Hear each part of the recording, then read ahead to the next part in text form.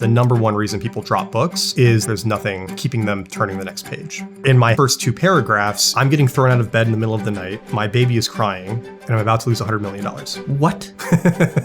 If I really want to captivate readers, I need to learn how to tell great stories. People hire so much editing help. I think it's a big mistake. What it's doing is it's removing your style. Totally. It's the Grammarly problem. Let's do a fire round. Okay. You have this checklist for telling good stories. This idea of promise, progress, and payoff. Huge game changer. Love that. Once you hear this, you're never going to be able to unhear it, and you're going to notice it in everything you read and everything you watch, which is... So tell me about the people who you're pulling inspiration from. You're talking about the morning reads that you do, and I know that David Foster Wallace really influenced you. So let's start there.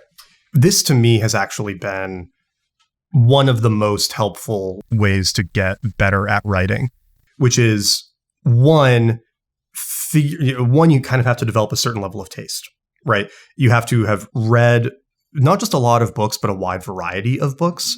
And King talks about this a lot, where he says that you need to read bad books too, because bad, right? So maybe you call that commercial or something, where they're not actually bad, but they maybe don't have that beautiful prose or that incredible detail and imagery of a Steinbeck or a Wallace or something. And the value of reading books that you think aren't good is that you then have to articulate, okay, what's not good about this, right? What don't I like here? And once you can do that, you can then look at other books and say, oh, he does or she does this thing really, really well, and I really, really like that. So for me, my first challenge with going from writing basically how-to articles to writing narrative nonfiction was that I didn't know how to tell an exciting story. That wasn't a skill that I had. And that was the first big piece of feedback I got when I gave draft chapters. I'm bored. Yeah, it was. I'm bored and I'm confused. I'm like, great. Those are like the two best things to hear. That's exactly what's going to get your book recommended, right? And so I said, okay, I need to learn how to do that. And I read a bunch of books on writing better, but I also said, okay, I need to find examples that pull me into that writing style so that I can prime myself with it before I go write. And one that was actually really helpful was Red Rising. And it's super fast paced, super engaging, very hard to put down. It was everything that my writing wasn't. And it was extremely commercially successful, right? It's one thing to read beautiful literature that has this incredible prose that people at Ivy League, master's get programs, stuck in an MFA program. And it's like, okay, yes, this is great writing, but if most people don't like it, how good is it actually if it doesn't get out there? So my question was, can I take kind of a Red Rising energy and bring it to a narrative nonfiction finance book? And that was kind of that part of the practice, was I would wake up and read a book like that. I wouldn't read like a Michael Lewis book. I would read, exciting fiction to get in that headspace. And then I could bring some of that energy to my writing later in the day. One of the analogies here is in the world of film, there's a different kind of movie that you see in a theater versus like a film festival or like a Vimeo, right? When you go on Vimeo staff picks or at a film festival, it's sort of like movies made for people who make movies, which is very different from normies like me who are like, hey, it's Saturday night, I'm going to go to the movies. Totally. And it's so true with writing too, where one of the big things I realized is that there's a limit to how much you can let this idea get into your brain. But a lot of the problems that I see as problems in my writing or other writing, nobody else notices, right? And they're not even problems. They're like ways to improve. So, I might look at a draft of a chapter of mine and, I'm seeing all the problems with it. I'm seeing all the problems. And in the beginning, that's great, right? Because there were tons of problems, right? And like they did need to get improved. But no matter how good it gets, I will still always look at it and just see the problems, right? It's impossible for me to look at it as somebody who's chilling in bed, who just wants a fun story and does not care that the description of this scene is a little thin and it could be rounded out more without like interrupting the dialogue, whatever, right? Like that never crosses their mind. It does if they're really into books, but for 98% of readers, they're not going to think about it. And so there is this, it's kind of like the perfectionism problem, right? You have to also figure out at what point you're reading as a writer versus reading as a reader. And remember that 99.9% of people who ever read your stuff are reading as readers. So as you were writing Crypto Confidential, pulling from David Foster Wallace, the thing that really stuck out was the way that you wrote about emotions. Like, you never used to write like that. And I was saying this to you in the elevator, like, you are like a new writer at this point. There was like old Nat, and then there's new Nat, and old Nat was very much how to, direct to the point, really good at simplifying things, distilling. And it's like, hey, great, Nat just figured out a problem. I'm going to read the article and I'm going to do exactly what Nat just said, right? And then there were all these phases of that sort of Nat, right? There was food Nat, and then there was Rome Nat, like all these sorts of things. And then you basically became a hermit for 2 years, and then you came back, and now you're writing these stories. It's like a memoir. It's like thrilling and captivating. But the thing that stuck out the most was you writing about emotions. What did you take from David Foster Wallace in terms of writing about emotions, and how did you think about doing that? The thing that I think makes Wallace's writing so powerful, especially in his fiction, is that it's very clear at parts that it's not fiction. He's describing some of these experiences, like being in a really, really desperate state for drugs and waiting for the dealer to arrive, and the mania that comes with it. And it's so painful to read and so powerful that, I mean, it could just be that he's the best writer ever, or it's like you've clearly experienced this in some degree. And when he writes about suicide too, you really get that feeling that you are putting your feelings on the page and you are not holding back at all. Like that burning building. The burning buildings, right? It's so clear that he's describing what it feels like to be on the brink of suicide in a way that I've never seen anywhere else, right? And really what makes that writing so powerful is the honesty. Because I think that, and you hear this all the time, but it's very hard to take action on, which is we're all walking around these kind of bundles of anxieties and fears and unspoken thoughts. And everybody to some extent is wondering if they're broken or if they're screwed up or if they're the only one who feels these things. And part of your job as a writer is to tell people you're not the only one. Like, that's okay. The more you're willing to be honest about your emotional experience, the more your work is going to connect with people. And there's a natural tendency to pull it back because, like, you know, if a book does well, all right, millions of people might read it and they're going to know that you feel these things. Like, they're going to see that, oh, you are broken, right? Like, there is something wrong with you. And, you know, that's a terrifying thought. But you're also doing this great service by doing that. And so that was, you know, there were a few scenes in there that, I mean, like, I literally can't go read them anymore, right? Like, it's just really hard. And I'm dreading doing the audiobook because I still have to do that. And that's going to be a challenge. But I knew that if I did them right, it would add this sort of emotional tenor to the book that would make it so much more real and so much more connective with, you know, people who saw other people go through similar challenging experiences that I'll broadly lump under like gambling addiction, and the people who actually went through some version of that and hold some like deep regret over who they were with their friends or their partner or their families or whatnot. And I think that's like one of the most important things you can do.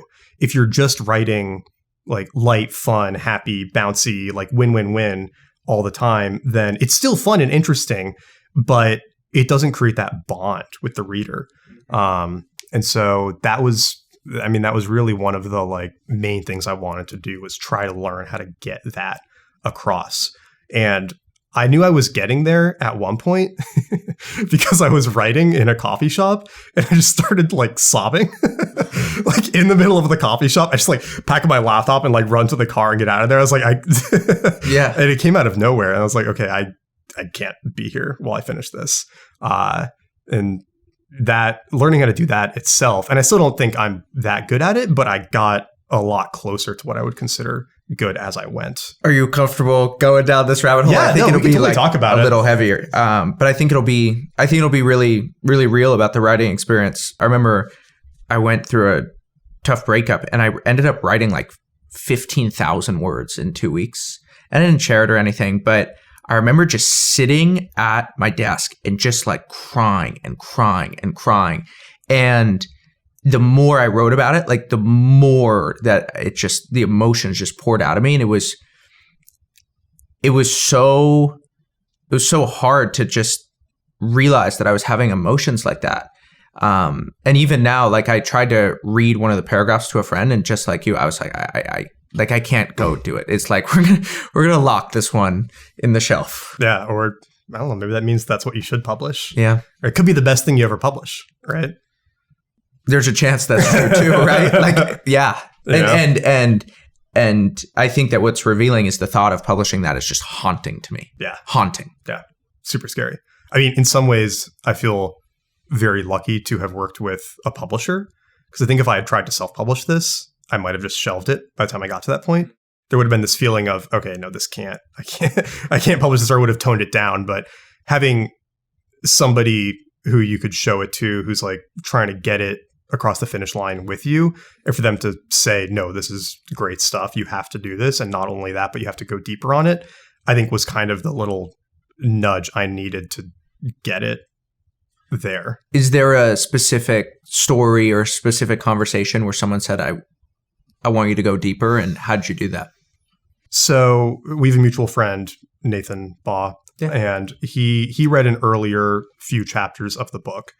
And he said, he was like, he said the action and the story is all really fascinating, but it feels like I'm missing some of what's going on in your head, right? I'm missing some of the interiority. How are you feeling, reacting to these things? And in my head, I'm going, nobody cares what I'm thinking, right? They just want the fun action stuff. And also, like, I don't want to share what I'm thinking because that would be pretty vulnerable.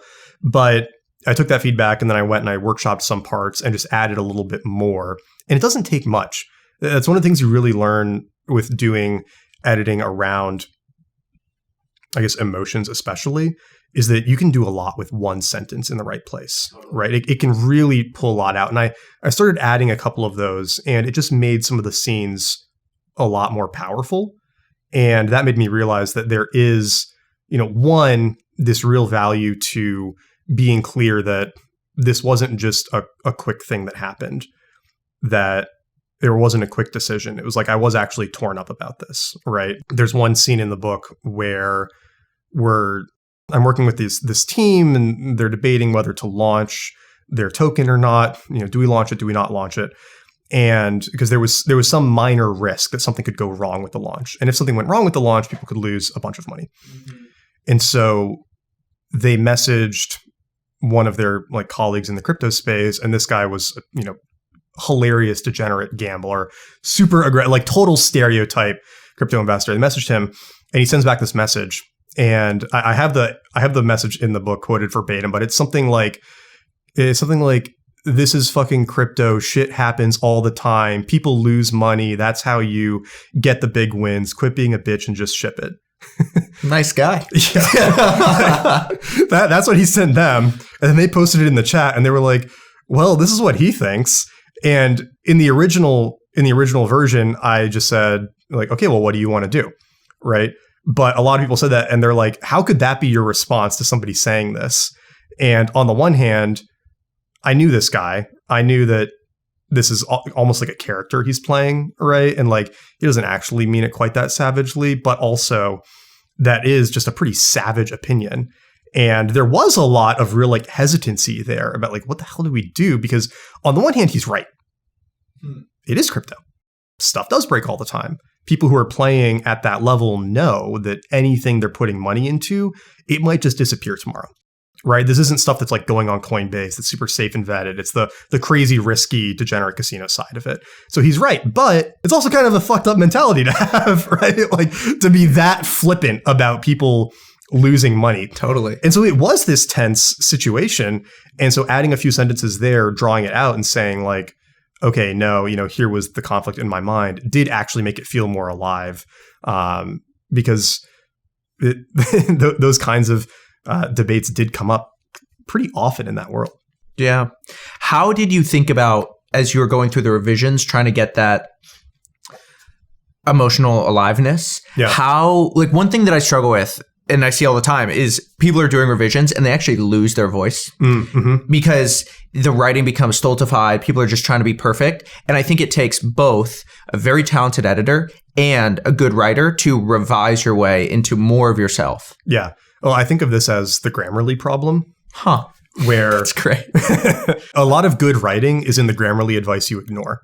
Totally. Because if you love that. If you run your piece through Grammarly, it'll say, "Oh, you're being too long-winded here. This should be briefer. You should use this contraction instead of using the full word. You should use this more complicated or simpler word instead of this word." But what it's doing is it's removing your style. Right. And it's pushing you towards some vague sense of the right way to write. It's funny that you say that because I bet that Grammarly would rate your book way worse than your internet writing. Yeah. But I think your internet writing is not as good as the book. Definitely. Like even just how many, I guess you would call it like compound sentences, commas, like you're messing around with different sentence structures. Yeah. You're not trying to be like simple, short, you know? Well, yeah. And there's a couple chapters in here that have sections where there are no dialogue tags, no setting tags, nothing to give you any sense of what's going on in the scene except for just random pieces of dialogue.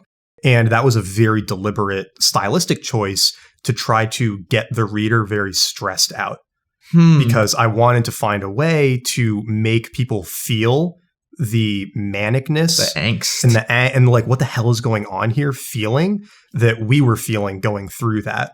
And so deliberately writing in this broken, like wrong way helped create some of that energy in the reader. But you put that into Claude, you put that into Grammarly, and they'll be like, what the hell is going on here? Like, this is bad writing. But I think it's great in that it does that job. And so that's going back to like developing taste, right? You have to learn when the tools, when readers, whatnot, are giving you bad advice and when it's good. And like you said, a great editor knows how to bring out more of your voice and not try to apply unnecessary rules to it to try to make you conform to some like normal style. I actually have this opinion too that I think it's a big mistake that a lot of people hire so much editing help in their book process. And I know a lot of our friends would disagree with me on this, but I feel like the more cooks you bring into the kitchen, the more you lose your style and the more you lose what makes like you interesting and great. And you totally can, especially for nonfiction, you totally can formulaically architect a nonfiction bestseller. And you can find the editors and the marketing team or whatever to make that happen. But it sort of won't be your book at the end of it because you'll have brought in all of this like outside structure to make it happen. It's like the way that private equity builds companies. Oh, say more. Well, we're going to think of it. We're going to look at the spreadsheet. We're then going to take it. We need this profit margin. We need this sort of growth rate. And if you think about when private equity buys a company, it is so not what a founder would do in their company. Founder-driven companies are sort of strange. Founders are sort of crazy. They're just all over the place. They're making these rash decisions, but you're kind of in these founder-led companies. You're like, why do you do things that way? And it's because the founder wanted to do that, but you don't see that kind of distinctiveness in a private equity company. And those companies might make a lot more money. Exactly. But you lose like some of that artistic feeling. So you kind of have to decide which one you want. The analogy that I think of a lot is pop music, because a lot of pop music is engineered to some degree, right? It's designed. They know it's going to do well. And so the artist has this voice and they work with that voice, but then they also know how they can kind of like design it to do really well on the charts. And then you have artists who just want to do their thing. And if it does well, great. If it doesn't do well, that's okay too, because we know we did our thing and they don't care as much about those metrics. And so this was a big discussion with the cover, right? So can I show the cover? Yeah. I won't be too self-promo-y here, but this was a big argument about the cover because this is not a nonfiction book cover. Nonfiction has rules for how you do the cover. You have big block text. You have an easy to read subtitle. You have a little stinger that goes at like the very top or the very bottom. You have, simpler, maybe like geometric or whatnot design to it. And they initially came back with covers that looked like that. And me and my editor both said, no, this absolutely is not what we can do here. And the thing that I kept saying was the cover needs to feel like you're strung out on caffeine and nicotine and like scrawling this in between, trades or something. It needs to have that Fear and Loathing in Las Vegas feel to it. That was the main inspiration. Is I sent them that and I said, this is like what we want to use as inspiration for the cover. Like, how do we get not just the cover, but the whole book to this? And so we designed all the chapter headers in that feel, the in-between chapters with that feel. We wanted it to like be this whole fun production, but that also breaks like all of the rules for how you're supposed to do nonfiction, mass market. But to me, I kind of felt like this is how we should do it to create like the piece of art that I want to make here. I want to point at some really interesting tensions that are emerging, which is on one hand, you wanted to create a work of art and you're like, yo, why aren't books art anymore? They used to be this like expression of who I am. Totally. But then you also wanted something that was commercially viable. And then also you wanted a sense of individuality and distinctiveness, but then there were many different places where you said, all right, what are other people doing who have been successful and how can I learn from them? Yeah. And I find the paradox is there to just be fascinating. The tension is real. And I think it's really important to know how to walk that line. It's a really useful skill to develop so that you can, do something that resonates with you and that still pays your bills, right? A good example of this is the title. Because the original title that I had, which I still really like, is Everyone Getting Rich Without Me? Right. Which is a fun title. But it doesn't explain that it's crypto. And I liked it. My agent liked it. My editor liked it. And then we were getting on the fourth draft or something. And we sent some early pages to the sales team. And it's something I think a lot of people outside publishing don't know, is that the sales team also reads early versions of the book. And they give feedback on little tweaks you could make to make it easier for them to go sell the book. And this has to do with framing. Yes. Okay. Framing, packaging, marketing, because they're gonna give a catalog to book buyers and whatnot of all the books that are coming out. But they're also going to talk to book buyers and they're going to say, oh, we've got like this really cool book coming out. Oh, cool. What's it about? Well, it's about this. And they need to be able to very clearly explain what it's about. And they said that Is Everyone Getting Rich Without Me could be too many things. It could be GameStop call options, right? It could be buying Airbnbs. It could be crypto, right? It could be a bunch of things. It wasn't clear what people were getting.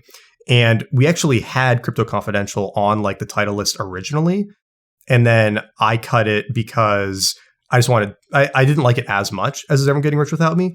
But then here's the crazy thing. The sales team comes back and they say, this title's not going to work. Like, it's too hard for us to pitch this. And when they came back and they said that, my first reaction was like, fuck you. Like, I know what I'm doing here. Like, this is my book. And I said, okay, like, I'm going to sit on it for a day. I'm not going to immediately respond to the email. And I come back the next day and I say, okay, I'm open to other ideas. What did you have in mind? And they say, well, what if we called it Crypto Confidential? They said that. Yes. It was the exact same idea that had been on my short list before I went out and pitched the book. And I said, okay, there we go. That's easy, right? And I mean, obviously kind of inspired by Anthony Bourdain, right? I read Kitchen Confidential early on when I was trying to find a good style for the book. And he really influenced the writing style in a couple ways. One, he's just so fun and lively and like honest about the brutality of the industry, right? While clearly loving it and also being, critical of some of the insanity. And I knew the big challenge was going to be explaining technical concepts, pretty deeply technical concepts, in a fun, fast-paced read. And he does a really good job of that, where he explains some stuff within the story. And then he has a couple of call-out chapters where he just goes on a rant about something about cooking, right? About like what tools you should and shouldn't have or something like that. And it's totally separate from the story, but it gives him an opportunity to just go really deep on this topic. But you can skip it if you just want to get back to the story. And so that influenced some of the actual structure of the book too, because I said the first 3 drafts, I tried to put all of the crypto explanations in the story. But then you'd have this fun, fast-paced, boom, boom, boom action sequence, and then 3 paragraphs of explaining the difference between Bitcoin and Ethereum. Right. And it's just boring. So boring. And so by pulling that out into those little in-between chapters, I'd say half the people skip them entirely. They just want to keep going through the story. They come back and look at them later if they want to. Other people who are less technical love them because it gives them an opportunity to go deep on that. And so that was super, super useful. And the thing I was really hung up about was I don't want to use Crypto Confidential as a title because it feels like I'm copying Kitchen Confidential. And then they came back and they said, well, he didn't come up with that. here are 5 other titles before that used the same structure. And it was also based on this like old magazine that was really popular. Like, you just think he came up with it because he's the most popular one or like the most well-known version. And I said, oh, okay, that's pretty interesting. And that's another thing that commonly recurs, right? That a lot of the things that you think somebody came up with, they just did the most popular version of. On a scale from like writing to your grandma who knows nothing about crypto and is like, oh, this looks like an interesting book, to super Ethereum nerd has been working in crypto since 2013. How did you think about who you were writing for and their level of expertise? The 2 groups I was aiming it at, actually, I mean, obviously I wanted it to resonate with crypto people, right? That was sort of the first goal. The other people who lived through this, I wanted them to feel seen, to enjoy reading it, but that wouldn't be enough for it to be commercially successful. So the next 2 groups I thought about a lot were the partners of people who went through this.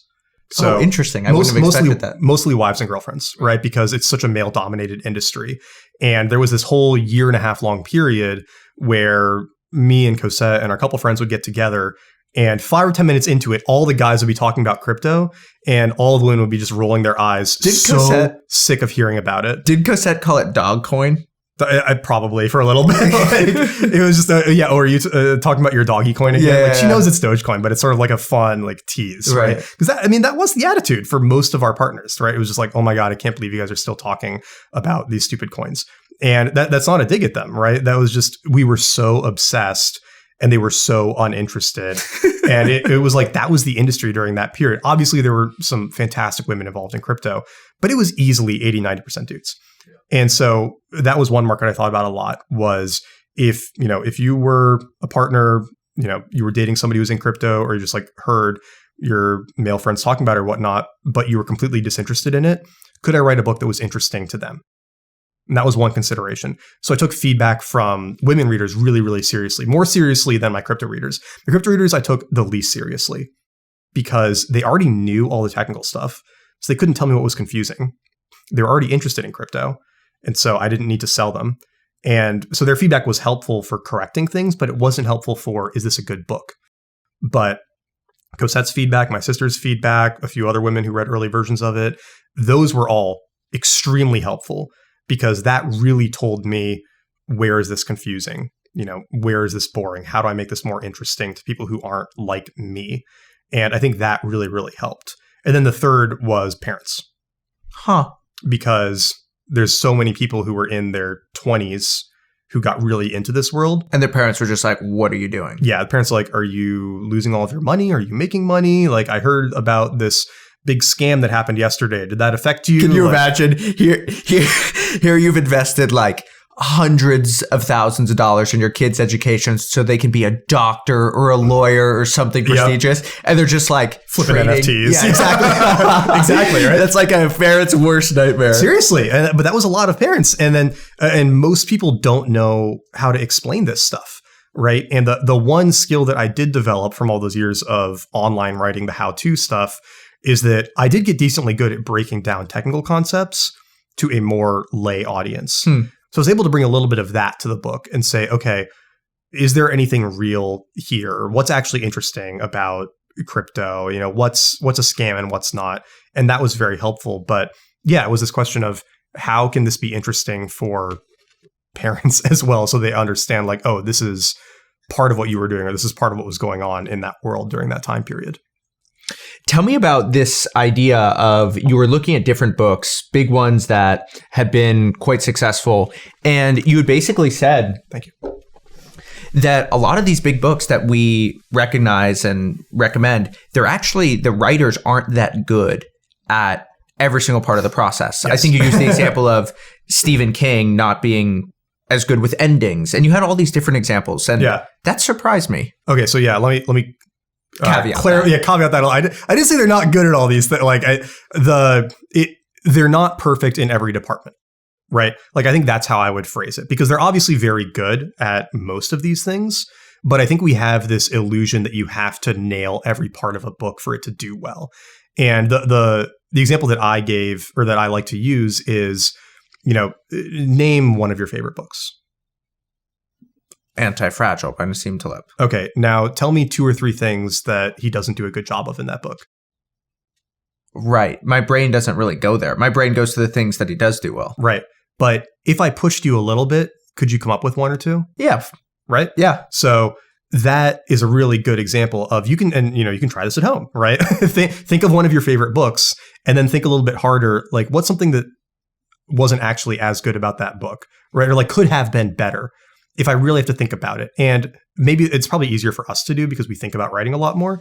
But I suspect that even more casual readers can do this too. And you'll hear people do this all the time, right? So a really good example is these romantasy books that are very popular right now, right? Like the Sarah J. Maas, Court of Thorns and Roses, whatnot. You ask a lot of women predominantly about them, and they'll say, oh my God, they're so amazing. They're so fun. I love them. This thing could be a little bit better about them, but it's so there's always a little caveat. There's often a little caveat in there, but it doesn't matter, right? Because you don't have to do everything perfectly. You have to get certain things right, but a lot of the things you can actually get away with not doing as perfectly. So this is another Nathan Baugh shout out. He turned me on to Brandon Sanderson's YouTube lectures. I've heard those are great. Oh my God, they're incredible. They're so good. It's the best online fiction writing masterclass that I've seen, that I've found so far, at least. Way better than what you get if you sign up for Masterclass. Isn't a sponsor, right? No. I know. Way better than if you sign up for like Masterclass and like take something that you pay. They're incredible. And one of the things he breaks down is this idea of promise, progress, and payoff. So every good story you can think of as having a promise. This is what you're going to experience in this story. The progress, which is you getting closer to that, that climax, that finality. And then the payoff, right? The thing that you get at the end that delivers on the promise in the beginning of the book, right? So promise, Luke Skywalker is going to become a Jedi and defeat Darth Vader. Like progress, he's training with Yoda, he's flying around with Han Solo and Chewie, they're like going on all these adventures. Payoff, he, reconciles with his father, actually. It's not exactly what you expected. It's a little bit of a surprise, but he also defeats him, right? You're getting that payoff at the end of that long journey. And the really interesting thing that Sanderson says in those lectures is you can get away with kind of a mediocre payoff. And you can get away with being a little bit boring at parts of your progress. But if your promise isn't good, nobody will read your book. You have to have something really compelling right away that makes people invested in finding out what's going to happen to these characters in this world. And there are caveats to that, right? So if you think of a book like Dune, the promise in the beginning is sort of unclear because some of the main conflict doesn't arrive until 50, 60, 70 pages into it. And so you could be reading it in the beginning and you could be like, I have no idea where this is going, right? Like, and then you put it down. And that's what most people did, right? That's why it didn't get picked up by any of the publishers they tried to sell it to. But the few people who got through it loved it. And then they could say, no, the payoff is worth it. Right? Like you got to just get through the first 100 pages and then it's going to be awesome. Like I promise you. And those people can, get a book to succeed eventually. But if you want to have the best chance of succeeding, you've got to have that really, really great promise early on. And so this kind of feeds into that theme of you can be bad at certain things. Right? I think the other example I gave you was Ayn Rand's dialogue. Right. It's just not very good. Right. It feels there's so many times when reading Atlas Shrugged where it's really clear that it's no longer this character talking, it's just her insert. And normally, like every author has like one insert, but in her books, like every character has her insert. And so you have these kind of jarring moments of this character is no longer talking, you're talking, and you can notice it once you look for it. But it doesn't matter because it's still interesting reading her philosophy, and her philosophy is, if you're into it, the story is interesting and she can get away with it. She couldn't get away with having a boring promise. The promise in that book is one of like the best in the world. The first line is, who is John Galt? And you're wondering who is John Galt for 350,000 words until you meet him. That whole time, that is the mystery. It's the first line of the book. And so she can get away with so much else because she's built up this mystery character so much that you are just so curious to find out who he is and why he matters and how he's going to play in this broken world that she's created, that you'll get through all the other shortcomings. I call them shortcomings. They're things that could be improved in her writing to get there. As you're thinking about creating these stakes and creating that promise, how do you think about setting it up? So intuitively, I'd say we're going to come up with the most dramatic thing possible. Basically, there was an earthquake. I was on the 100th floor of the building. It started trembling. What happens next? You know, so I'm like, okay, that's very dramatic. But what are some examples of ways to do this in more mundane ways? Like, who is John Galt? It's actually far more mundane than the trembling building. Yeah. So how do you create a promise that awakens someone's curiosity when it's not so dramatic and extreme? Yeah, it's a good question. There's this really good book called Conflict and Suspense. And it's part of the Elements of Fiction Writing series, which is a wonderful series. I highly, highly recommend it, even for nonfiction writers, because it will really enhance your story structure, how you think about narrative. It's great, and it's very nerdy, very tactical. And one of the books is called Conflict and Suspense, and it's all about putting conflict and suspense in your writing. He says early on that the number one reason people drop books is they don't care about the conflict. There's nothing keeping them turning the next page. And so the way that he puts it is the easiest way to create it is to show that there is some risk of death, but it doesn't have to be physical death, right? Physical death is the easy one. That's the earthquake on the 100th floor. Yep. But another big one is like psychological or identity death, right? So you're going to lose who you are, right? Or it could be like a societal or a broader death, you know, like an apocalypse, Armageddon type thing. It doesn't even have to be that extreme, but like, you know, this community is going to fall apart, something on that, something is going to die. Because everybody resonates with that fear at a very deep level in all of its forms. And so even if you have a very mundane thing, you can probably find some way to suggest that something in that environment is at risk of dying, failing, ending, and that death is going to matter a lot to somebody. So for you, it's something like, I have $10 million and I might lose it all. Well, actually on the first page, so this is literally on the first page of the book, I say that I'm about to lose $100 million of other people's money. And we edited that prologue section to get that number as soon as possible while still establishing some personal stakes.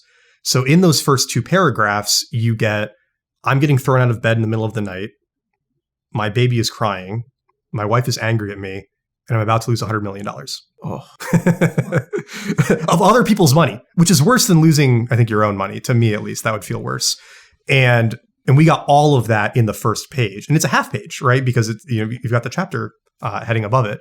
And so that's actually creating multiple deaths. Because it could be the death of a relationship. It could be the death of an identity as like a person who's successful in this space. And it could be the death of like all these other people's finances, right? And so that was super, super deliberate. And then taking that, because that doesn't actually occur until towards the end of the book, taking that, pulling it into a 3-page prologue that happens, you know, later, establishing that scene, and then diving into where I was 9 months before of like, what the hell is crypto? And getting really excited about $100, right? It immediately creates that suspense, right? How is he going from getting excited about $100 to being worried about losing 100 million of other people's money? And how is that happening in 9 months, right? So all of that context gets set up right away. And that, I think, does a pretty good job of hitting a bunch of those markers pretty quickly, despite being, you know, a nonfiction book, right? Like it all has to be stuff that really happened. You can still bring a lot of those ideas in. It seems like the big meta insight that you've had over the past few years is, if I want to have influence and if I really want to captivate readers and like make waves at the scale of culture, I need to learn how to tell great stories. Yes. And it's not just about facts. Yeah, definitely.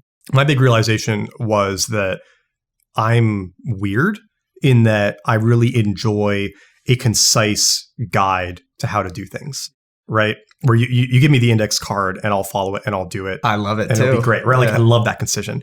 And you have all these people online saying like, we need shorter books. Like we need 30, 40, 50 page manuals on things. And that audience exists. That crowd exists, but it's a very small crowd, right? It's vanishingly small.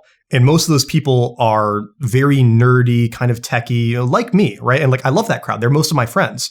But they're often not the people who really drive a lot of the culture and where ideas can really like resonate. And so my big realization with this was, one, if I want to explain some of the crypto world, a how-to would be incredibly boring. A fun story lets it reach so many more people. But then going through this experience, I realized for a lot of these other ideas that I would like to do books on, nonfiction isn't even the best vehicle for it. It would actually be much better as a fiction book. And so I have a bunch of these articles around our relationship with science and technology, like the limits of knowledge and like religion versus science. We've talked about this, right. But like that to me is one of the most interesting questions in the world. I love that question. Yep. And I started writing a nonfiction book about some of that and about that premise. And I got about 20,000 words into it and I said, this is boring. It would be, I would love to read this book. And a few of my friends would love to read this book. You would probably like it. But it would sell 20,000 copies and then it would be kind of forgotten. And it would be something that like occasionally nerdy people like whip out, but it wouldn't get very far. I said, what if I took those ideas and put them in a fast-paced thriller, sci-fi, apocalyptic situation and made a mass market Jurassic Park style book that addresses the same topics and presents the same conclusions, but in something that millions of people could read, that could be made into a movie, right? That could reach so much further. And that to me, I think is actually a better strategy for getting those ideas out if I think they're worth spreading, which I do. And we talked about this a little bit too, where that's almost the ultimate challenge. Can you take a big idea, like a really interesting, philosophy thought or whatever, and put it into a mass market commercial fiction story? Right, because you could do mass market commercial fiction with no underlying moral or whatever, and you could do like just the purely moralistic like high fiction or nonfiction. But can you do both? That's a cool challenge, and that's ultimately the best way to get these ideas to spread. Yeah, I was just thinking of the brothers Karamazov. Of so many of the ideas are embedded in those characters, and then you see the characters kind of pit against each other. Yeah. And there's something real and visceral about that. Totally. That's kind of like a good villain speech in a fiction story or in a movie is if you make a Disney villain, that's kind of easy, right? It's like, oh yeah, they're evil, right? They wear all black. They live in a scary castle, right? Like they're just a bad person. But if you can make a villain who's really an antagonist, right? Just going against the protagonist in some way, and they're doing something apparently evil, but they can make a speech for it or an argument for it in a way that makes the audience go like, huh, I can hear that. I kind of like that, right? Like, I think that's why Black Panther did such a good job, right? Because the antagonist in there actually does make a very compelling case for like, no, like we need to bring this to like all of the black people of the world. And like, you're actually being like, you guys are the bad guys by keeping this like hidden in Africa.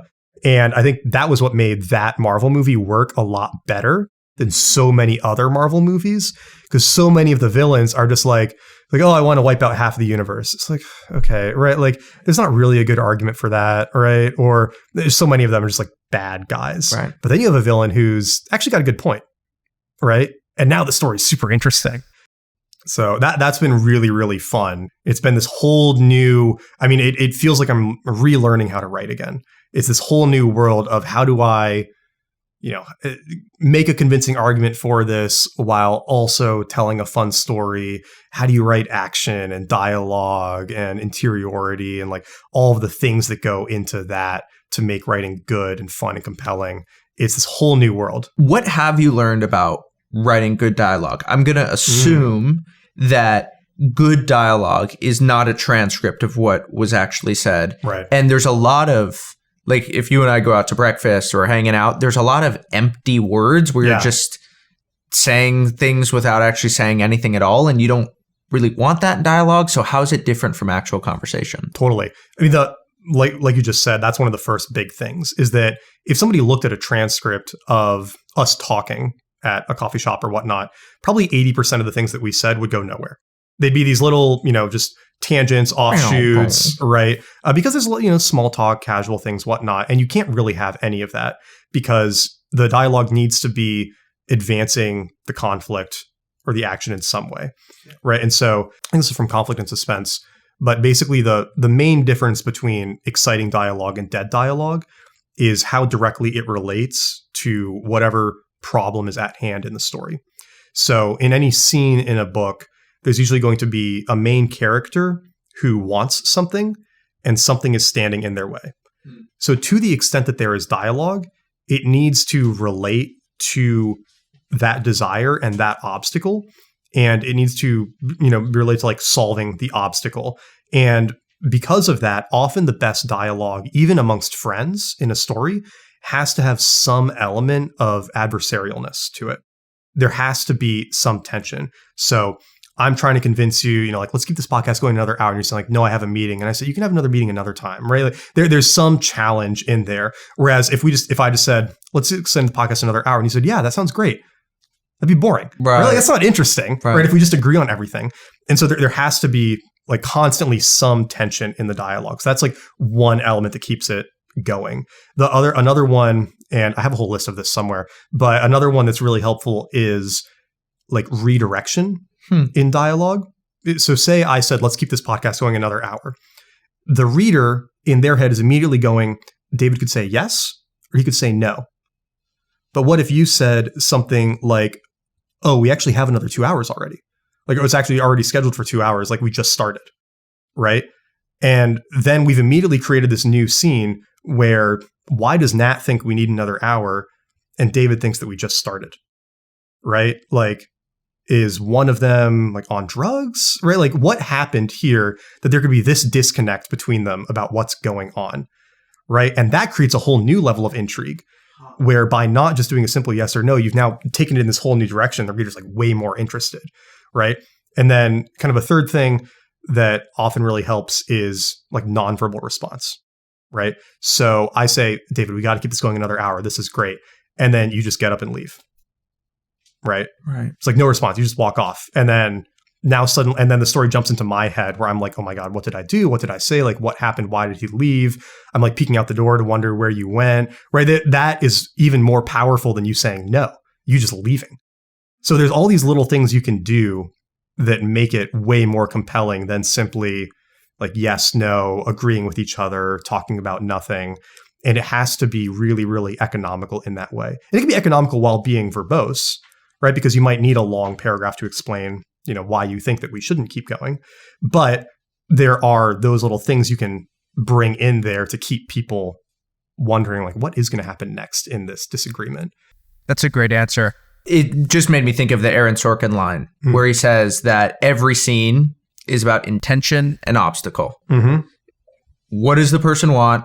Just like what you said, what is the obstacle that stands in their way? And he says, if you watch a movie at all points, you should be able to say, what is the character's intention? What is the obstacle? Intention and obstacle. And he says, I worship at the altar of intention and obstacle. I love that line. And it really shows up in what you're saying. The other thing that's really helpful with this, and once you hear this, you're never going to be able to unhear it. And you're going to notice it in everything you read and everything you watch, which is basically, almost every scene that is keeping the action in a story going ends in either a yes, but. So the character gets what they wanted, but there's some unseen consequence that comes with it. Or it ends in a no and. So they don't get what they wanted, and something else has now happened that is changing what it is they're seeking or what their situation is. And this is how you usually transition from one scene to the next is I say, David, let's extend this another hour. And we bicker for a little bit. And then you say, no, and we're going to end this right now. Right? And I mean, you wouldn't say that actually, but that's like what would happen, right? Is not only did I not get what I wanted, I got something worse. And now the stakes have gone up a bunch because I'm like, well, I just screwed up this podcast. Like, what do I do? And so now the next scene is like, how do I get back in David's good graces, right? We've created this whole new conflict just by adding the stakes to it, right? Or you say, yes, we can extend it another hour, but we're going to do it while running around the lake. We're going to do, get treadmill desk. Yeah, we're going to do it on the treadmill desk, right? Like that's maybe a silly one, but you could think of something else where it's like, okay, Nat got what he wanted, but, or we'd say like, you could say, yeah, actually we're going to go until 6, right? Like we made that joke before we started. And that's added a whole new stakes to it too, right? It's like, oh, okay, like it wasn't exactly what I wanted, and now I've got to react to this situation, right? And that's a lot more interesting than if I just got my goal. And a lot of stories, it's not obvious when you're watching them, but usually the character is getting further and further and further and further and further away from their goal as the story goes on, because they have some big problem, and then they rush out to try to do the easy solution, and that fails, and that takes them back to here. And they're like, okay, well, now we do this thing, and then it's gonna work. It's like, oh no, now you got to go back to here. And they're like, okay, well, we'll try this thing, and that'll solve it. It's like, oh no, now you're back to here. And then eventually you get to some climax where you just get all the way back up to the thing that you originally had at the beginning. But if you're steadily getting closer, it's actually boring because the stakes aren't going up. And this is a lot of good Nathan Bosch shout outs. He had a good tweet about Christopher Nolan. He draws all of his stories on a big whiteboard or a big sheet of paper as visuals. So like, I think Inception is like, you know, they're on this level and then they get further away from their goal because they go down to this level, and then they're here for a bit and they get further away from their goal. So they're down on this level and they get further away, right? And he draws out a lot of his stories in that way. Like, I'd love to see what the Tenant drawing looks like, because that's got to be insane. But it's a cool way to think about your story. Right? How am I getting the characters further away from their goal by introducing unexpected new tensions to each of these scenes? We're talking about the craft of writing here, and one thing I've noticed is that in the world of food, so much of what I read is overdone and overwritten. I think of cookbooks, I think of elaborate descriptions on bougie restaurant menus, and I don't know about you, but all that has deceived me into thinking that writing about food has to be complex in order for it to be successful. But I've come to realize that's just not true. You don't need fancy language to write about food. Common language works just fine. And for an example, I want to look at John Steinbeck and his book, his masterpiece, East of Eden. And as I read this paragraph, I want you to notice the simplicity of the language here, okay? It goes like this. The apple pie was golden and fragrant, its crust delicately browned and sugar-crusted, with the faintest hint of cinnamon wafting up. The apples inside were tender but not mushy, each bite offering a balance of sweet and tart that made my mouth water. The warmth of the pie, coupled with a scoop of melting vanilla ice cream, made each mouthful a little piece of heaven, evoking memories of long and lazy autumn afternoons. First of all, that is beautiful writing. And second of all, I'm hungry. I want that apple pie, because this paragraph is alive, isn't it? And the words are so simple. There's nothing pretentious. There's nothing pretentious about it. But what's going on here? Let's break it down. Steinbeck's description comes alive because it's so layered. What he's doing is he's appealing to multiple senses. There's sight, there's smell, there's touch, there's taste, there's all four. And you can see the golden, the delicately browned and sugar-crusted crust. You can see it. You can practically touch the warm pie, the scoop of melting vanilla ice cream. And then you can taste the faint scent of cinnamon that's wafting up, the tender but not so mushy apples. You can taste all of that. And it's the collection of these varied descriptions, the diversity that he has going on here. That's what's giving this paragraph life. And then there's the pacing. Steinbeck wants you to linger on the details. He wants you to slow down and savor the paragraph with the same kind of presence that you'd bring to a delicious slice of apple pie. And I want to look at how he does that with structure and with punctuation. So we look at this paragraph. There's 3 sentences. And the whole paragraph is a single fluid, continuous thought that goes from top to bottom. Every sentence, roughly the same length. And what does that do is it gives every sentence equal weighting. There's no one place that he really wants you to focus. Within those 3 sentences, there's a total of 7 commas. And what those are doing is they're just serving as gentle pauses, gentle pauses, gentle pauses. Because Steinbeck is asking you as the reader to just slow down and feel the deliberate and unhurried pace that he's describing right here when he's talking about these long and lazy autumn afternoons. He just wants you to peace out, relax. It's sort of like being on a hammock, you know? And then finally, there's the sequencing, which pulls you into the intimacy of the moment. It's like a slow zoom-in shot in a film where he's starting from far away and just moving closer and closer and closer and closer, adding suspense to the moment. How is he doing that? He's going from eye to mouth to mind. So how can you apply this to your writing? Well, if there's one takeaway I want you to remember, it's this. There's no need to show off with super duper fancy $100 words. You don't have to do that. You can have an uncommon effect on your reader by using common language to describe a common experience, just like Steinbeck. And I do a writing example like this every single week. If you want to check them all out, go to writingexamples.com. And when you get there, you can enter your email right at the top of the page. And if you do, I'll just send you an email whenever I publish one. So about once a week. And then you can just learn all about the craft of writing. Okay, back to the episode.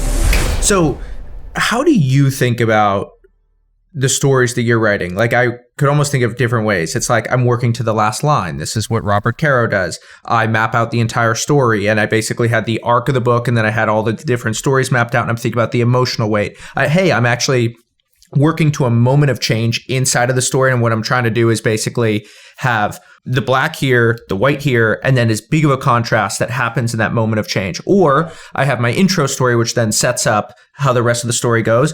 I'm sure it changes over time, but what are you keeping top of mind as you're writing a story? Totally. So for the sci-fi novel, because I feel like that's the most relevant for this question, I actually started with a different sci-fi novel, which was set in like a semi-post-apocalyptic future where the population has gone down by 99%. There's a very small number of people living, but the people who are living are basically living to maintain these massive servers where the rest of humanity's consciousness is housed. Because everybody uploaded into the machines, right? We figured it out. We passed AGI. We created a direct link between your body and a server, and then you could just walk your consciousness into the machine. But somebody has to maintain the servers, right? So you've got all these people left out there who are living and keeping it running. And then, a big conflict evolves in that situation. As I was working on that, I added these like journal entries from the old world before that event happened. As I was writing those journal entries, I thought, this is actually a really interesting story too. I want to go back and write that story first. And so for the novel I'm on now, I knew that the end goal was this world eventually. And it might take 3 books, it might take 4 books, or it could take a long time to get there. But what would have to happen that not only would we achieve this technological breakthrough, which I think to some degree, like some version of that is probably going to be available eventually, but not only could we achieve it, but that most people would elect to do it, right? Like what would happen in that world? And that was a really fun premise because all I had to do was ask that question, right? What would get us there? And a couple of plot lines very naturally emerged from that, right? It's like, who's working on this tech? Like what else is going on in the world that would make people prefer a digital life to a physical life? Right? And these are all questions I'm very interested in anyway. And so for me, for the first book, it was, I know it's not going to end at that world at the end of this book, but it's going to end somewhere closer to it. And it's going to start at basically where we are today, maybe in 5 years. So how do you go from here to there? What's happening along the way? And then it was easy for me to write the last act, kind of some of the final stuff that would happen. And then from that, it was easier to write the first act because it was like, well, what would be the inciting incidents that would lead the characters to these ultimate events? And then it was kind of just like working backwards from both ways into the middle until they linked up. And the linking up was hard. Like that was the biggest challenge actually, was how do we finally thread these together? But knowing where it was going to end and what might have started the characters on that path gave me a really good starting point to fill in the rest. You were talking about intention and obstacle in stories, but I want to hear that for your own life and your own writing process. Where do you feel like you have that obstacle in your way right now? That's been a consistent challenge the last couple of years, going through this reinvention, relearning writing process of, I know great writing when I see it and when I read it, right? And it's just so beautiful and just blown away by it, and in very different styles too, right? Like the beautiful literary writing, can really appreciate that. The really fun, fast-paced sci-fi action writing, can really appreciate that. Different styles. And I don't feel like I'm there yet, right? And I mention this quotation all the time because I love it so much, from Ira Glass about the taste gap. Yeah, the taste gap. So good. So good, right? And for anybody who doesn't know, you always go through this period as an artist of, good work. You've been cursed because you've realized the difference between good and not good, but you can't summon good yet. And that's a very painful place to be in because you can work really, really hard on something and it just isn't where you feel like it's good yet or good enough yet. And I mean, the really interesting thing is that you never fully close that gap. And to some degree, you don't want to, because once you feel like you've closed that gap, you stop learning. Gets boring. But also if you leave that gap open too long, it'll drive you crazy, right? Like we were talking about David Foster Wallace in the beginning and the emotion in his writing. And it's very clear that he wrote Infinite Jest to try to write something that was good enough to him. And he failed. I mean, he killed himself, you know, like that. One of the main characters in the story is just horribly suicidal because he never thinks his work is good enough. Oh, wow. It's awful, awful, awful. Like it'll never be good enough. He's an alcoholic, right? Like he's clearly kind of a stand-in for how DFW feels about himself and his work. And I mean, this isn't a spoiler. It happens early on. He kills himself, right? And so that's actually, to me, what makes that book so powerful is that that's ultimately what happened with him, right? And so you leave that gap open too long and you could be the best in the world and you could still not be good enough for yourself to feel good about yourself. And so to me, the big challenge is, okay, how do I look at my work, see where it can be better, try to implement that without always being so hard on myself? Because my immediate instinct is to look at it and go, this isn't good. And then I show it to somebody and they say, oh, this is really good. I enjoy it. And then my reaction isn't, oh my God, thank you. It's you're lying. Right? Or, oh, well, you just don't know good writing. Right? And those are terrible reactions to have. Like it's for me and to be thinking that about somebody, right? But if I'm honest, like that is where my head goes, right? And so pulling that back and developing a healthier relationship with it has been that kind of like big challenge. The thing I'm trying to do more of is it's good and it can be better. Right.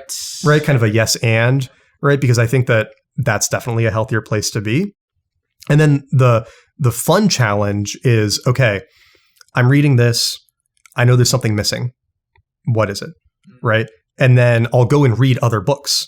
You know, so I'm working on the sci-fi novel now. And I got the first draft done and I was looking at it and I said, you know, it feels like there's something not right here.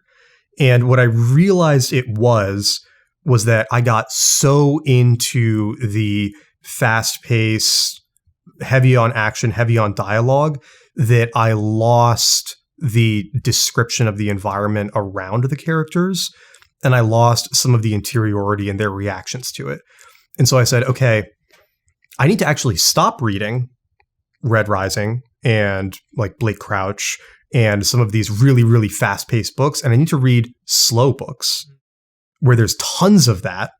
And East of Eden is a great example of this, because if I can prime myself with those kinds of books, then when I go back and edit this, I can draw it out a little bit more. And I don't want to do it too much because I don't want to lose that energy. But like we were saying before, a little sentence here and there makes a big difference. And so, I mean, to me, this has been the biggest unlock, is finding what you need to prime yourself with before you write every day. Well, I think that the times when I'm not there yet and I feel the most frustrated are when I know I'm not there yet and I don't know why I'm not there yet. Mm-hmm. And there's just this big nebulous monster of a problem. And I'm like, I don't even know how to attack it. And then I'm like, okay, here's the problem. My descriptiveness of human emotions and what I went through isn't good enough. Okay, so that's good. So now what we can do is we can go find people who've written about that in the nonfiction sense, and then find people who do it really well. And then we could just like bathe in those ideas for a little while. Yeah. And then you just find that those ideas, they rub off on you, and then you begin to implement it in your writing. The thing is, learning just takes so freaking long. But once I know what the problem is, I can kind of have a sense of peace because I know where I'm going. Yeah. It's not knowing what the problem is that drives me insane. That's a good point. Yeah. You figuring that out is a huge challenge in and of itself. And sometimes you almost can't even name it, but you know that the thing that you're reading is solving that problem somehow. This is a total tangent, but it works for this, which is there was this study done on toddlers in like an orphanage where a lot of them came in with sicknesses, various diseases. And they realized that if they just gave them a ton of different foods, they would naturally take the ones that addressed whatever deficiency they had. And so they had this intuitive sense of what their body needed. And they were naturally drawn to that as long as they weren't interrupted with processed food and things like that. How about that? And so I feel like there's a little bit of that with reading and writing, where if you know that there's something you need to improve on, then you can kind of like sample a few things and you might find one where you say, wait, this feels like it's doing what I wish I were doing. And then maybe you can break it down from there and say, okay, like what is it about this that feels like it has what I'm missing? And then maybe find the problem from there. That's what I've been trying to do constantly. That to me is one of the big values in reading broadly at this point is, how do I find more of the things that I'm lacking so that I can, get them via osmosis and then bring them to the writing. Osmosis is the right word for it. The other thing that is an obstacle that I think you've had to overcome is you started off as an internet writer. You had the Medley for many years, where you're writing your newsletter, you published all these articles, you're getting all this feedback, you're tweeting all the time, and it's like ping, ping, ping, ping, ping. People are constantly saying, good job, Nat. Hey, didn't like that one as much, but you're in constant dialogue with your audience. And then you go to write a book and you don't have any of that advantage. And you end up building an app to basically solve this problem. Yeah, I mean, going from online writing to doing the book was really, really hard, especially in the beginning, because I was so used to the immediate feedback of tweets, of writing articles. Nothing sat in my draft folder for longer than 2 weeks. And so to then start on something that I knew it was going to be 2 years before people were reading it, it didn't scare me in the beginning. But as I started to work on it more, it got harder and harder and harder, because not only was I working on this in the dark, I was doing something in a completely new style I had never done before. Right. So I had to learn this whole new writing style and then try to apply it to a length I had never done before. And there's all these challenges, and then to not be getting any feedback along the way, and to know that it wasn't good for the first draft, right? So sitting down to work on this for 3-4 hours a day, feeling like it's bad, and not really having anyone to look at it and tell me otherwise. And so it really, really, really was like driving me crazy for months. It got really, really bad. And I finished the first draft, and I got close to finishing the first draft. And I felt so burned out by it, but I took a couple of chapters that I thought were good, and I sent them to my editor, and I said, hey, can you just look at these and tell me if I'm on the right track here? Right? Like I'm feeling like really lost, burned out, whatever. And he came back the next day and he was like, Nat, these are really good. Like you're on the right path. And he's like, obviously there's still work to be done, but if you keep going at it as you have been, like with what you're showing me right now, like you're going to be in great shape. Oh, it must have felt great. Oh my God. It was just like, I didn't realize how much I had been holding on to by not asking for feedback. And I think I wasn't asking because I was scared, right? Like I was scared that if I sent that, then he was going to say, maybe we need to rethink doing this book, something like that, right? We had just signed the deal 2 months ago, right? Like maybe they could have backed out, or, I was really scared. But him saying that, I was like, oh my God, this is such a relief. But I still had this problem where I was working on this in the dark and not getting any of those dopamine hits. And I had quit working in crypto, so I wasn't doing anything there.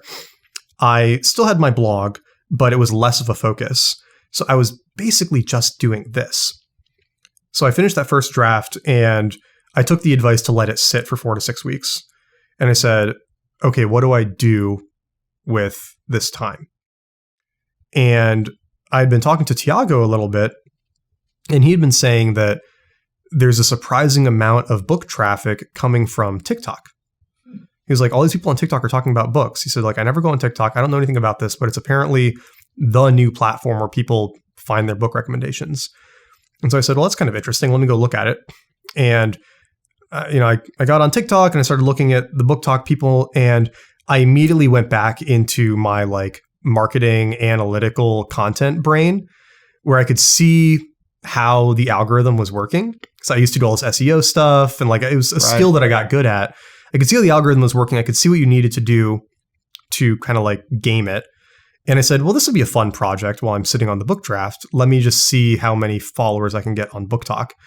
And so I started making book talk content. And in those 6 weeks, I got up to like 50,000 followers on TikTok, which was like really cool. And, I think now it's a little over 100,000. I've got almost 180,000 on Instagram or something, like just doing book content. And I did most of that over the next 6 to 8 months and went super, super hard on it and was like, this is a great way for me to promote the book once it's out. But what I think I was really doing was I was finding an outlet for the dopamine need. Right.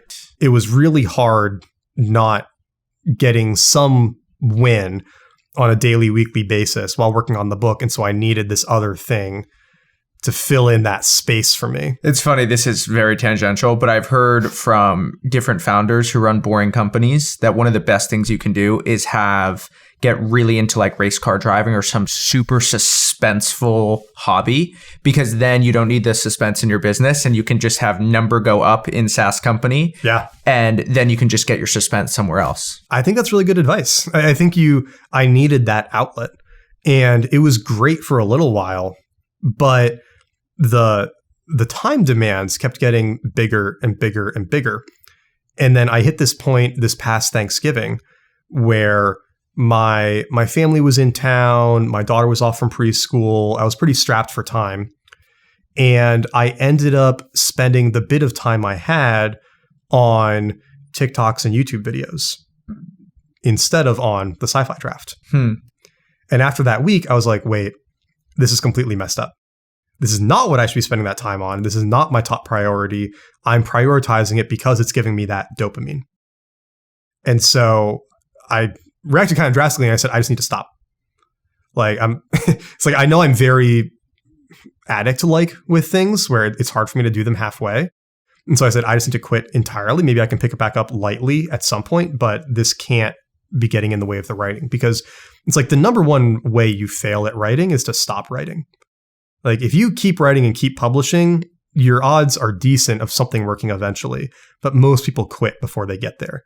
And so it would be pretty easy for me to just go off on this side quest of book influencer when really I want to be the one writing the books. So I quit and I took a break off for December.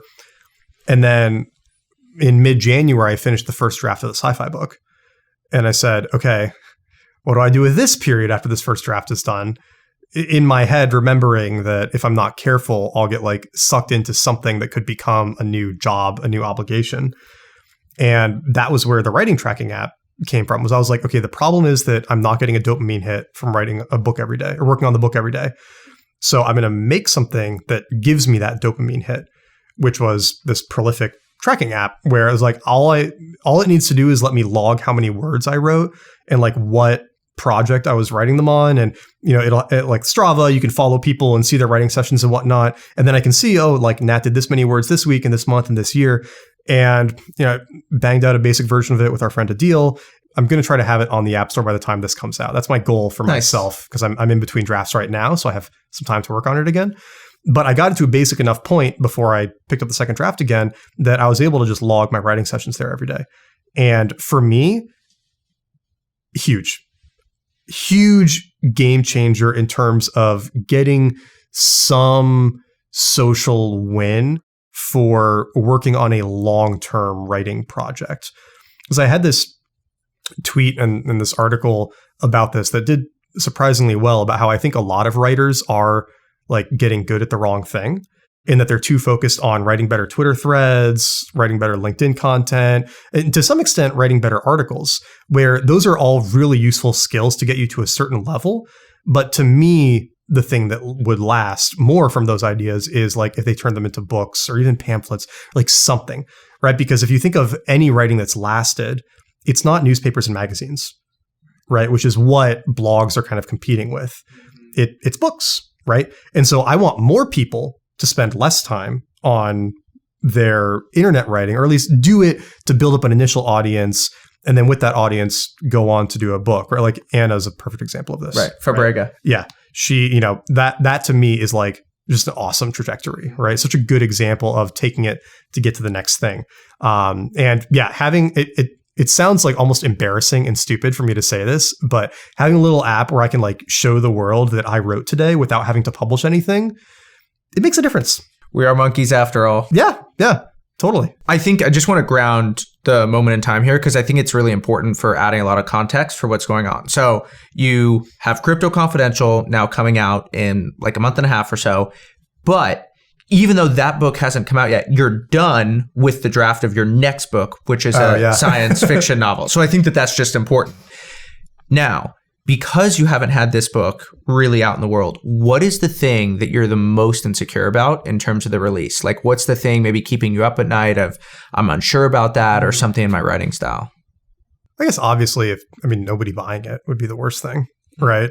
Because to some extent, if somebody likes it and thinks that part of it sucks, they at least read it, right? Like they still bought it, right? Like I still got their money. Bad reviews to me are less painful than no reviews, right? Then we had this thing this past week where Publishers Weekly, which is it's a very inside baseball like website for people who work in publishing, where they review any new books that come out. And the person who read it and reviewed it, I think just like didn't get it because it was the weirdest review I'd ever seen, where they kind of like half of it almost looked like an AI generated summary of the book. And then they said like, well, his points get confounded by the fact that he like didn't lose all of his money. And the last line's like, this one's a head scratcher. Right. So they clearly didn't like it very much, but they also didn't say it was bad. Just it was a weird review. Anyway, at first I was like pretty upset about it. All right. They didn't like it. And the thing that was actually helpful though, is I said, there are so many people who never even get looked at by something like Publishers Weekly. It's cool to be there at all, right? And that's kind of the mentality that I'm trying to take with it. But yeah, really I think the big thing would be if it comes out and just like nobody cares, right? Nobody reads it. Or I guess the thing that I'll be worried about is if I get tons of feedback that people like got bored and didn't finish it more than normal, right? But I guess normal is 90% or something of books don't get finished, right? Like, so it's hard to say how bad that actually is. But if I felt like despite doing all of that work to make it fun, people still weren't enjoying it, and I'd be like, all right, frustrating. But it's a good book. I'm not saying that it's not good. It is a good book. And I have gotten much better at writing since I finished it. So not like much better. I've gotten better at writing since I finished it just from doing the sci-fi work. Right. And so I know that if I went back and did another draft of it, it would be an improvement. Yeah. And so I'm okay with people saying, oh, this could be better, because I'd probably be like, yeah, that could be better. Yeah. Right. But at some point you just have to be like, okay, it's time. There's a great back and forth in this conversation that Louis C.K. had with Theo Von. And Louis C.K. goes, how long have you been doing comedy for? And Theo goes, like 18 years. And Louis goes, nice, man. Only 18 years. Like, man, it's, after 25 years that you really kind of begin to get the hang of it. Yeah. And it was just one of those things where Louis sort of playing the role that I think he's deserved as sort of like one of the legends of comedy who's sort of been there, and Theo sort of on the come up. And you hear these numbers, 18 and 25, and Louis like, yeah, man, you're just getting started. And I think that's the other thing that I throw back at you is, what have you been doing this for 2 years in terms of this sort of book writing? And I just think of that story all the time of just how long it takes. Seinfeld is 70 years old and he's still getting after it, still improving, It's so easy to focus on the people who had immediate success, had a first book that crushed it, right? Like Stephen King wrote Carrie when he was 26, and that was his first book deal. And he got $200,000 for it, which is something like $600,000 in today's dollars, right? That's an insane deal. And he was literally living in a trailer with his wife and 2 kids when this happened, right? So you hear that story and you think, well, if I don't have a $500,000 book deal by 26, then I'm a failure, right? Or Red Rising is a good example of this too. Pierce Brown wrote it, I think when he was 27 or 28. And it's like one of the biggest books amongst like male sci-fi fantasy readers right now. And, you see that and you're like, oh, okay, well, I haven't done that, and so I'm a failure, right? But, there's, like you said, most people, this is a 10, 20, 30 year journey. And to me, that's actually what's kind of exciting about it, is that it's something you can get better at forever if you let yourself, right? If you keep thinking about it, right? Like Steinbeck said that East of Eden was the book that he was preparing for his whole life. So like to him, Grapes of Wrath was a warm-up. Wow. Right? Like Of Mice and Men was a warm-up, right? Like imagine warming up with Of Mice and Men. Yeah, right? That's such an incredible mindset to have. And I love that, right? I mean, it would actually be way worse to have your first book be a breakout success. In some ways, that's harder. That you never catch up to. I feel bad about this story sometimes, but I'm going to tell because it's a good example of this. Go to Lesher Bach by Douglas Hofstadter. Phenomenal book. My friend and I, Neil, read it, and we did an episode on it for our podcast. And then Neil emailed him, and he said, "Hey, we'd love to do an interview with you and talk about GEB because such an incredible book." And he emailed us back and he said, "Well, I might be open to doing that, but I've written a lot of books since then. Would you like to talk about one of those?" And I could kind of tell from the tone that there was a little bit of and it's, I think that most people would say that his later books haven't had that same mass success that GEB had. And that has to be kind of tough, right? It's got to be a challenging thing.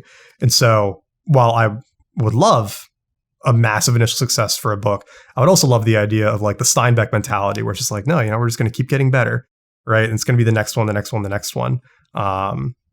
Because you can literally do it until you're dead. Cormac McCarthy published his last book and then died, a month later? Yeah, how about that? Robert Kerr. That's a good way to go. Robert Kerr is doing the same thing right now, Hopefully George R. R. Martin can do that too.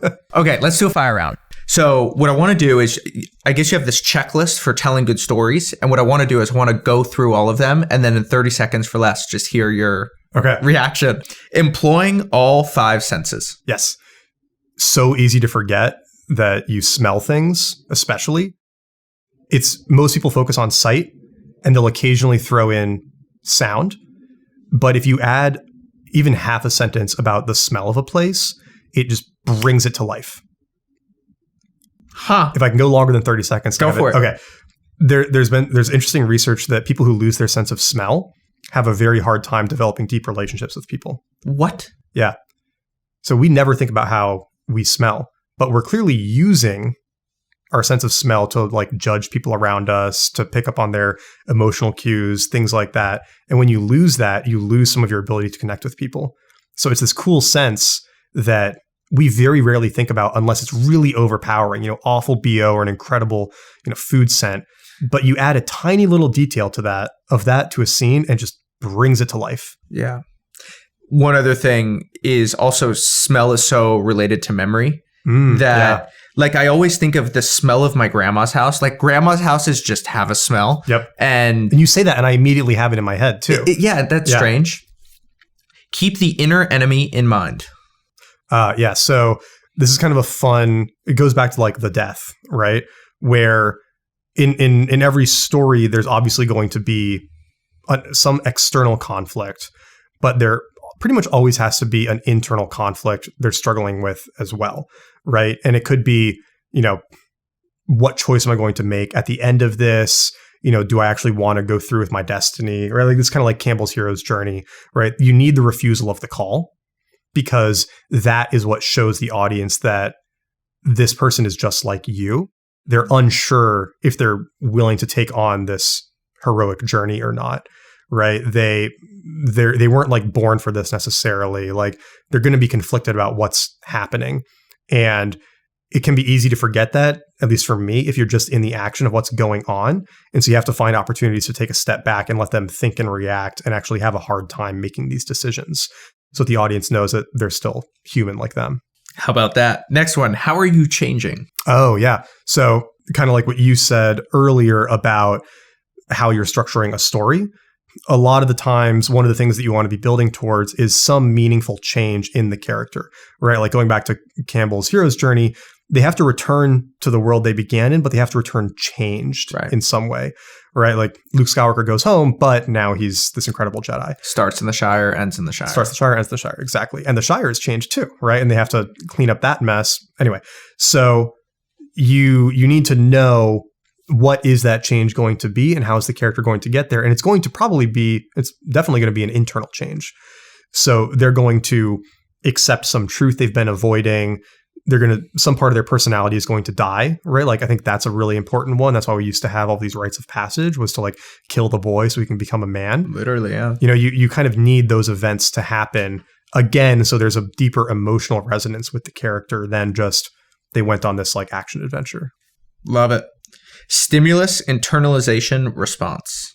Okay, this is a controversial one, which I didn't know when I wrote that, but then I read more about it. And well, let me explain it first. Okay, so a good way to structure a beat or a part of a scene is something happens, you think about what happened, and then you respond to it. David gets up and leaves the studio. Nat's really worried about like what he might have done to upset David. Nat gets up and looks out the door. You can kind of just do that over and over again, and you'll create like a good set of scenes. The controversial part is how much internalization do you need? Because let's compare two ways I could write that. David gets up and leaves the studio. Nat, and then we're in my head suddenly. It's like Nat was suddenly terrified that he had upset David, right, with that comment that he made about this being controversial. So then Nat goes to the door and looks out. Or you say something like Nat's legs started like bouncing uncontrollably, and then he dashed to the door to see where David had gone. Right. There was no internalization there, but you immediately understood that I was really freaked out. And that's in some ways better. And so you always need the stimulus and the response, right? Because that's basically just what's happening. And then the question is, do you actually need to go into somebody's head for this?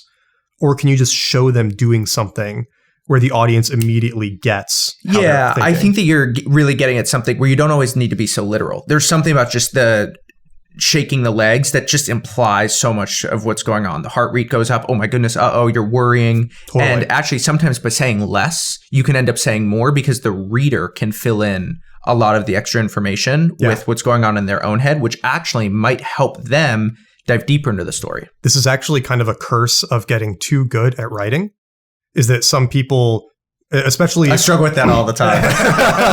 Well, it's like you kind of want to show off, right? Right. You want to show, the depth of the emotion or whatever. It's like Nat flashed back to a time when his mother ran out of the room after, you want to like bring in all this stuff, but the reader just wants to get to where did David go? Right. Right. And in some ways, it's better to just not try to be artsy and just show the action. And it's like, I don't know if we're going to talk about AI stuff much at all, but this is one thing I've noticed with like Claude Opus versus Claude Sonnet is like Sonnet is the cheaper and worse model. But if you give the same sufficiently complex prompt to both of them, Sonnet often comes back with better writing because Opus is trying too hard to look smart. How about that? Yeah. It's like Opus is insecure or something. Yeah.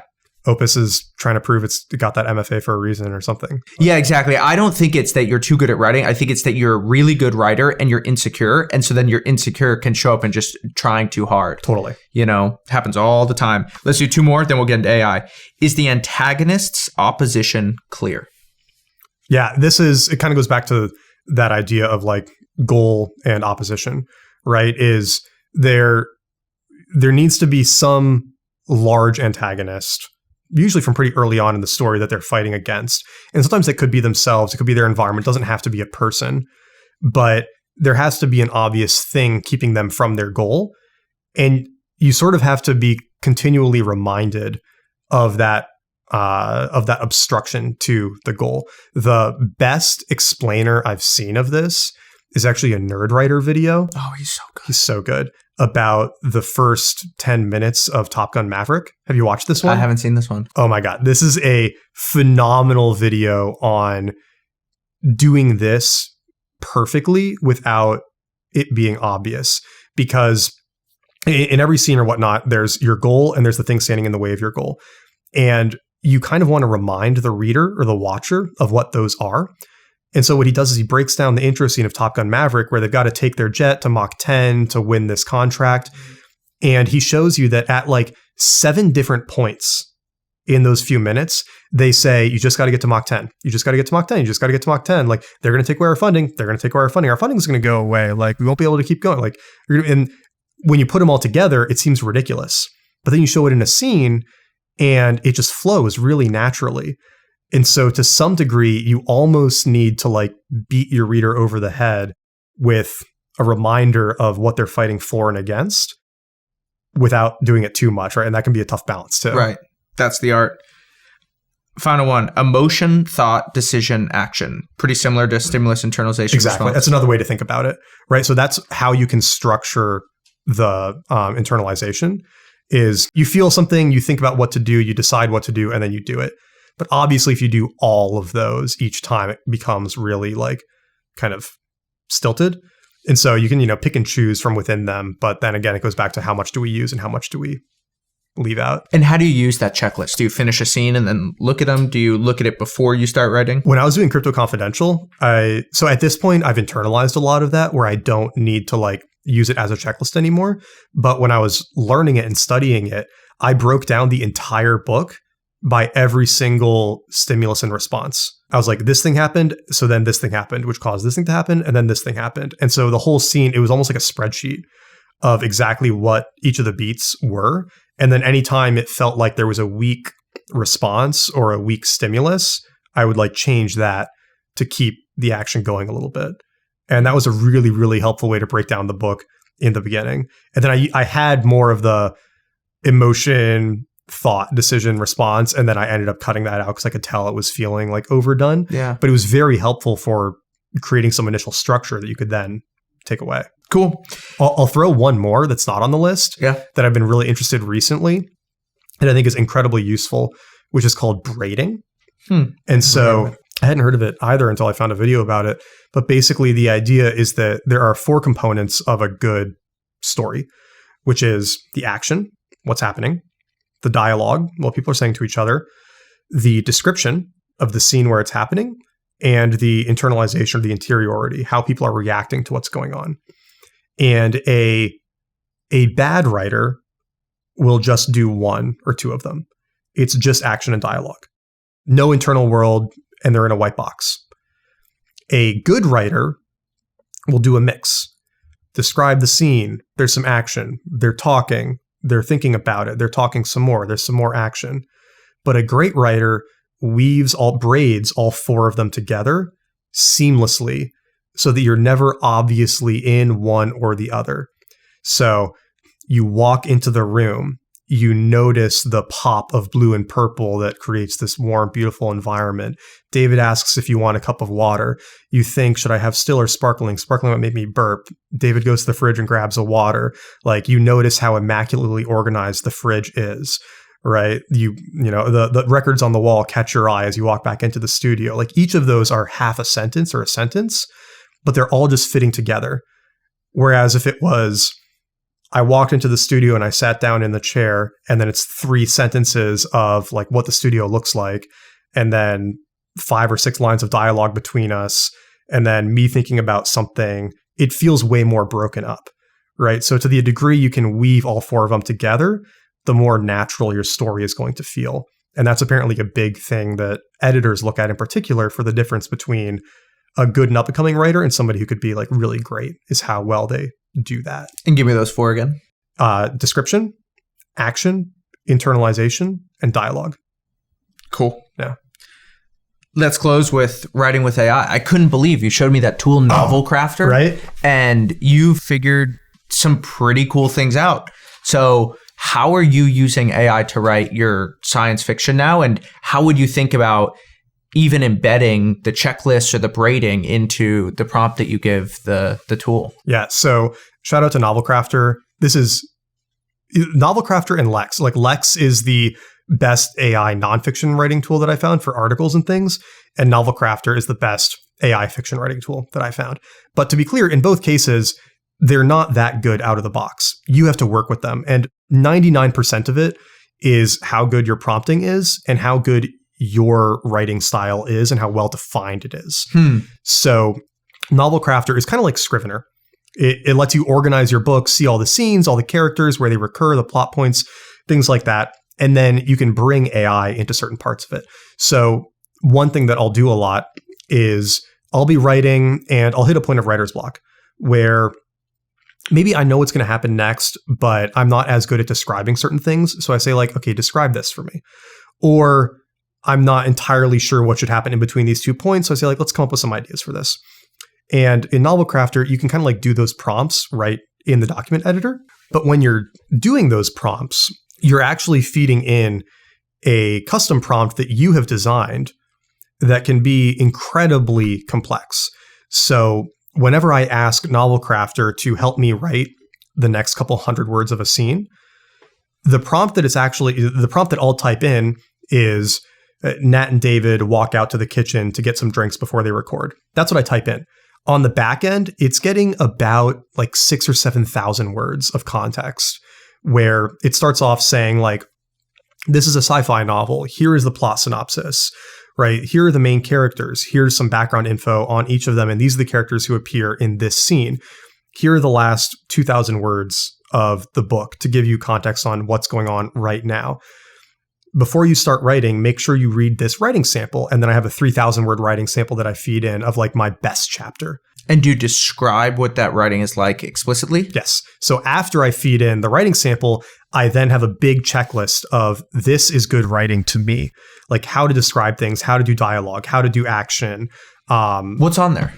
So one of them is broader, where it's like, this is a sci-fi action novel, but it touches on deeper philosophical questions about our relationship with science and technology.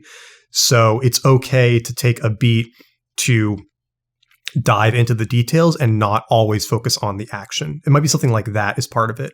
Or the scene, the story needs to maintain a certain degree of tension. So even though it's science fiction, we should also think of it like a thriller, right? Like a Stephen King book or something like that. Little things like that to guide the style. And then a bunch of rules. And the rules are never use an adverb if you don't have to. Always show instead of telling when you can. Avoid excessive dialogue tags.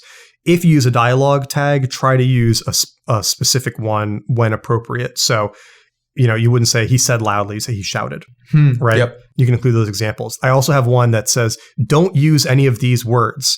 And it's a big list of all the words AI loves to use, or all the phrases, right? So delve is the one that most people know about, but there's a ton of them. And if you work Do you know the story behind delve? I don't. Okay. Just quick. Well, I know the Paul Graham tweet. So, is there a backstory to that? Yes. Okay. So the reason that delve is used so much is that delve is very commonly used in Nigerian English. Okay. And they were using Nigerians to train the AI. And so it has to do with the actual people who are working on it. So it did actually have something to do with Nigeria. Yeah. That's fascinating. That's what I read. Yeah, That's what I read. There's a bunch of those that the AI will do if you let it. So AI loves it when you run your hand through your hair. It loves musing, right? There's certain things that it always wants to say. And so by just giving it a list of things it can't say, it'll use other stuff and it'll be more varied. But the key thing that you're saying here is you got to be really specific, and what comes out of the box isn't good, so you need to work with it. Yes. And how did you work with it? Was there like a model that you used, or were you just sort of playing around with it day in and day out? So a lot of playing around with it, a lot of talking with Nathan about it, because he's been exploring this too. There's a Discord for this Novel Crafter app where people share like prompting advice. Nice. And so people get super nerdy about it in there. And I've just spent a lot of time playing with it. But I also want to be clear that after spending tons of time working with it and getting it to a point where it's really good, it's not really writing any of the book for me. Because what'll happen is I'll prompt it, it'll spit out some text. I might keep a sentence here or there, but I end up deleting, tweaking, changing a lot of things. But it's like close. It's pretty close to how I would have done it. But it won't do that for anybody else because they don't have my writing sample. Right? Like, and this is where the Sonnet versus Opus thing comes in, is Sonnet does a better job of following my style because I think it just takes the directions and it follows it. And with how robust this prompt has gotten, it does a damn good job sometimes. And so maybe I don't need to change as much as I thought. And the other thing that's interesting is there's also this like chat built into the tool.